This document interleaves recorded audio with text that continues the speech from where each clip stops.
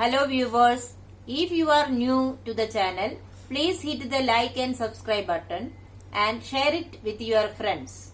Also, click on the bell icon so that you get the latest information about the videos that are uploaded.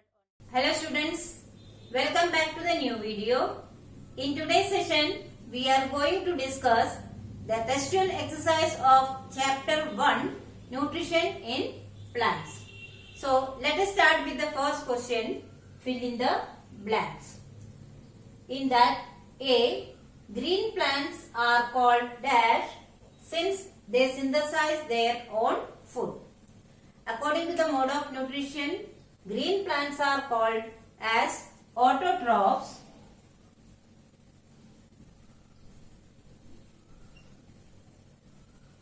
since they make their own food by the process of photosynthesis.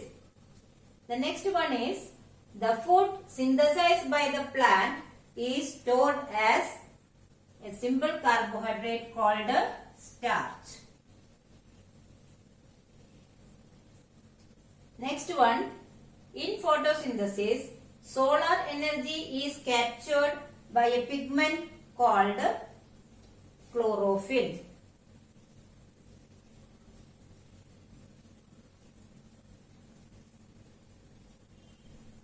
That is the reason only green plants can make their own food because they only have the green pigment called the chlorophyll.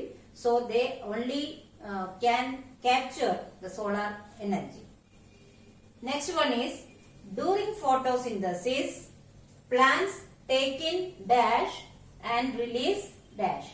Here we have to mention which gas is taken in and which gas is released. You know that for photosynthesis, plants take carbon dioxide from atmosphere and after photosynthesis, oxygen is released. So, plants take in carbon dioxide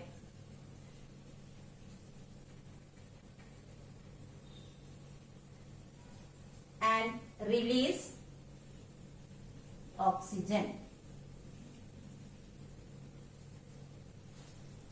So students, now we will discuss the question number 2. Name the following. A parasitic plant with yellow, slender and tubular stem. Parasitic plants are the plants that depend on the host plant for their food. Such plants, the example is Cuscuta. C-U-S-C-U-T-A. So Cuscuta is a parasitic plant. The next one is a plant that has both autotrophic and heterotrophic mode of nutrition. You know that insectivorous plants, they have the chlorophyll and they make their own food, but due to the lack of certain minerals in the soil they grow, they trap the insect to fulfill that need. Therefore, the answer of this question is Venus flytrap or pitcher plant. Venus flytrap also and pitcher plant also you can write.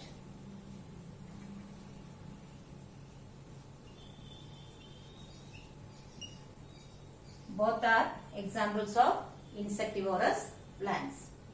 The next one is the pores through which leaves exchange the gases. You know that the tiny pores or holes present in the underside of the leaves are called as stomata. And through this stomata, the plants exchange the gases. So the answer is stomata. So students, let us discuss the third question. Take the correct answer. This is multiple choice questions. First one, Amarbale is an example of. Amarbale is actually the common name for Cuscuta. And you know that Cuscuta is an example of parasitic plant. So here the correct option is parasitic plant. Amarbale is an example of parasitic plant since it is the other name for Cuscuta.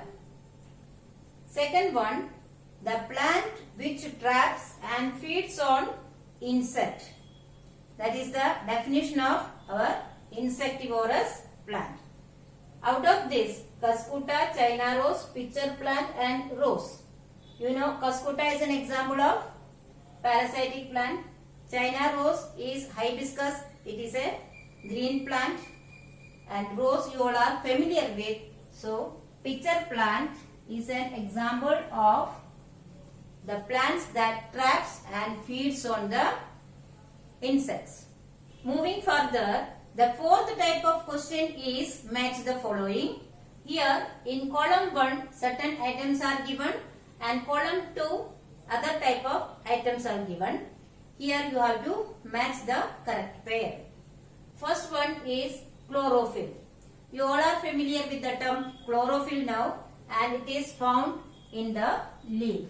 The correct answer is leaf. The second one, nitrogen. You know that nitrogen fixing bacteria are found in the roots of certain leguminous plants. So the term nitrogen is actually matching with the term bacteria. Now, Amarbel. In the previous question, I told you Amarbel is the another name for Cuscuta. And Cuscuta you all are familiar with now. It is an example of parasitic plant. So the answer of third one is parasite. Next, animals. All animals are heterotroph according to their mode of nutrition. So the fourth answer is heterotroph. Last one, insects. Insects, you know that pitcher plant is an example of insectivorous plant. So the correct answer for fifth question is insectivorous plant. So students, moving further, the next type of question is mark true or false. The first one, carbon dioxide is released during photosynthesis. You know that release means to given out. During photosynthesis, oxygen is given out and carbon dioxide is used for photosynthesis. Therefore, the given statement is false.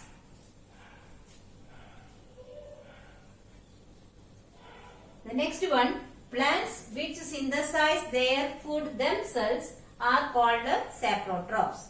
It is a false statement because saprotrophs are the plants that depend on the decaying matter for their food. The plants which synthesize their food are called autotrophs. So the given statement is false.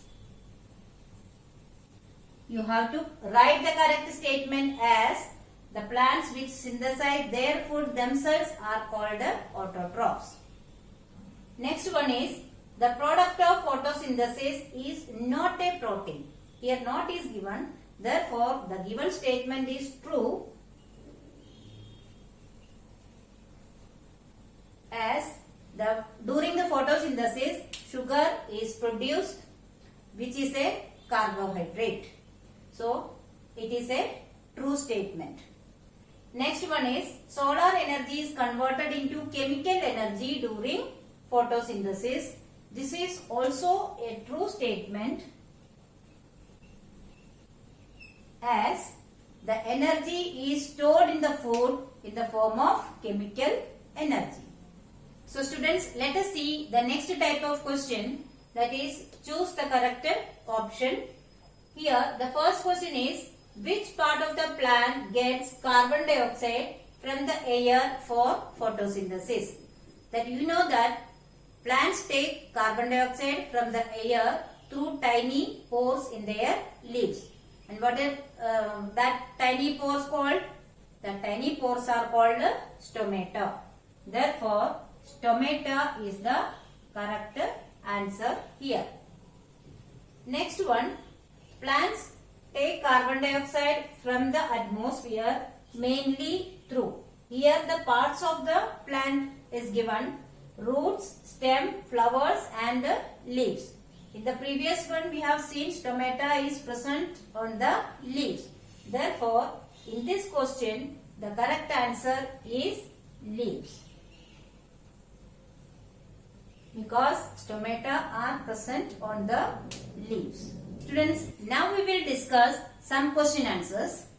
The first one is, why do organisms need to take food? In this chapter we have learned about the mode of nutrition.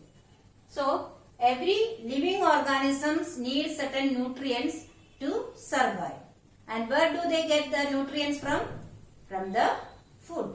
So, all living organisms need food to get energy for growth, maintenance and also for performing all other life functions. So, the second question is, distinguish between parasite and saprotroph. So, let us take it point wise. First one, parasite. Parasites depend on other living organisms for their food. Against that, saprotrophs depend on the dead organic matter for their food. Next point of difference is, parasitic plants damage the host plant on which they grow, whereas the saprotroph actually grow on the dead and decaying organic matter and helps to clean the environment. Examples are, of parasite it is Cuscuta and of saprotroph it is fungi. So students, question number 3, which is a descriptive question. Give a brief description of the process of synthesis of food in green plants. That means we have to describe the process of photosynthesis, because you know that green plants make their own food by the process called photosynthesis. What are the things they need for photosynthesis? Plants need carbon dioxide from the air, water and minerals in the presence of sunlight and chlorophyll. You know that water and carbon dioxide, which is absorbed by the root hairs and stomata respectively, is combined together in the presence of sunlight, because chlorophyll absorbs energy from the sunlight. That energy is utilized to combine water and carbon dioxide. So, after this process, we will get the product glucose, or it is also called as sugar and oxygen. So, the entire process is known as photosynthesis. So, students, let us see the fourth question. Show with the help of a sketch that plants are the ultimate source of food. You know, plants are autotrophs, they make their food. The plants are eaten by the herbivorous animals, and herbivorous animals are eaten by either carnivores and omnivores. And when all these organisms die, their dead body is decayed and decomposed by the decomposers. So, this shows the energy flow in the living world. That means we can show that the plants are the ultimate source of food with the help of a food chain.